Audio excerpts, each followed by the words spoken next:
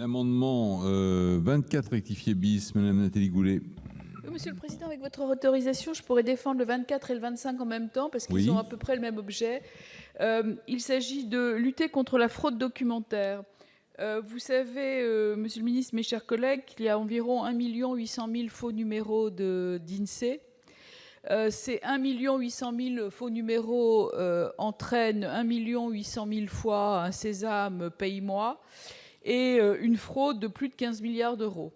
Donc l'année dernière, j'avais posé une question d'actualité au ministre en charge qui m'avait expliqué, notamment au regard du logiciel Sandia, qu'il y avait eu 5000 numéros frauduleux qui avaient été supprimés des registres, mais 5000 sur 1,8 million reconnaissaient avec moi que le compte n'y est pas.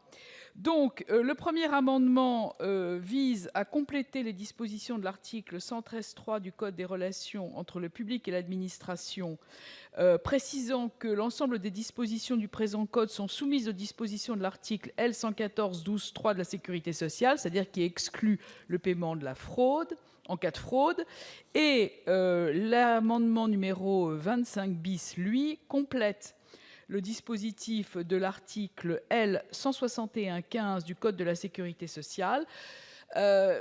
Cet article est extrêmement important puisqu'il a été voté en 2015 et 2016 et il s'agit d'une interdiction pour les services de suspendre les prestations en cas de fraude.